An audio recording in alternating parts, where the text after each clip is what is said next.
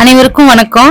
இன்னைக்கு நம்ம இட்லி தோசைக்கு சூப்பரான சைடிஷான எப்பயுமே எவர்கிரீனான தக்காளி சட்னி சூப்பரா டேஸ்டா அதே டிஃப்ரெண்டா எப்படி பண்றதுதாங்க பார்க்க போறோம். வீடியோக்குள்ள போறதுக்கு முன்னாடி நம்ம சேனலை சப்ஸ்கிரைப் பண்ணுங்க, பக்கத்துல இருக்க பெல் ஐக்கானை பிரஸ் பண்ணுங்க. இப்போ வாங்க நம்ம வீடியோக்குள்ள போலாம். இப்போ நம்ம இந்த வீடியோல தக்காளி சட்னி எப்படி டேஸ்டியா அதே சமயம் வித்தியாசமாகவும் குயிக்காகவும் செய்யறதுக்கு ஒரு சீக்ரெட் இன்கிரீடியன்ஸோட இந்த சட்னி ரெசிபி போட்டிருக்கோம். இந்த ரெசிபியை ட்ரை பண்ணி பார்த்துட்டு எப்படி இருந்துச்சுன்னு கமெண்ட் பண்ணுங்க. இப்போ வாங்க நம்ம வீடியோக்குள்ள போகலாம். இப்போ நம்ம தக்காளி சட்னி செய்யறதுக்கு மெயின் இன்கிரீடியன்டான தக்காளி எடுத்துக்கலாங்க. நீங்க நாட்டு தக்காளி எடுத்துக்கிட்டீங்கன்னா நல்லா சட்னி நல்லா டேஸ்டியா இருக்கும், கொஞ்சம் இனிப்பு புளிப்பு சுவையோட இருக்கும்.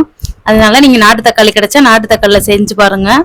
இப்போ நம்ம பேன்ல எண்ணெய் ஊத்திக்கலாம். பாருங்க, எண்ணெய் கொஞ்சமா ஊத்திக்கலாம். ஊத்திட்டு நம்ம வெங்காயத்தை ஆட் பண்ணிக்கலாங்க. பாருங்க, வெங்காயத்தை நல்லா சின்ன சின்னதா கட் பண்ணி சேர்த்துக்கலாம். நீங்க சின்ன வெங்காயம் இருந்தா சின்ன வெங்காயம் யூஸ் பண்ணுங்க, சட்னி இன்னும் கொஞ்சம் டேஸ்ட் தூக்கலா இருக்கும். போட்டு வெங்காயத்தை போட்டு நல்லா எண்ணெயில நல்லா வதக்கி கொடுங்க. நல்லா வெங்காயம் கண்ணாடி பதத்துக்கு வர்ற மாதிரி நல்லா வதக்குங்க. இப்போ பாருங்க, வெங்காயம் வதங்கிக்கிட்டு இருக்கு. இப்போ நம்ம ஒரு 5-6 பூண்டு பல்லு சேர்த்துக்குருவோங்க. பூண்டு பல்லு சேர்த்துக்கிட்டு அதையும் நம்ம வெங்காயத்தோட சேர்த்து நல்லா வதக்கி கொடுக்கணுங்க.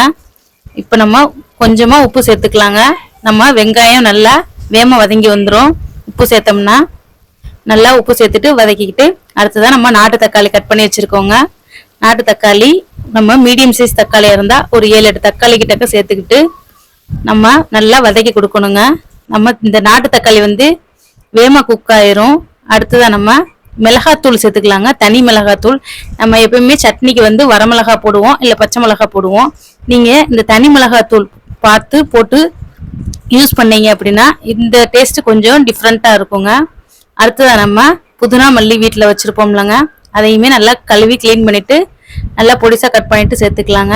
சேர்த்துக்கிட்டு அதையுமே கொஞ்சம் லைட்டா வதக்கலாங்க. ரொம்ப வதங்கணும்னு அவசியம் இல்லை. புதினாவும் மல்லியும் லைட்டா வதங்கினா போதும். அதை புதினா மல்லியோட பச்சை நிறம் மாறாம வதக்குங்க.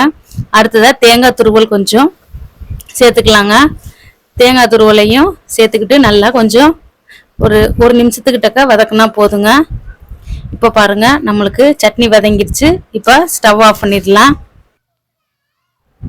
அவ்வளோதாங்க, நம்ம தக்காளி சட்னிக்கு தேவையானதை வதக்கியாச்சு.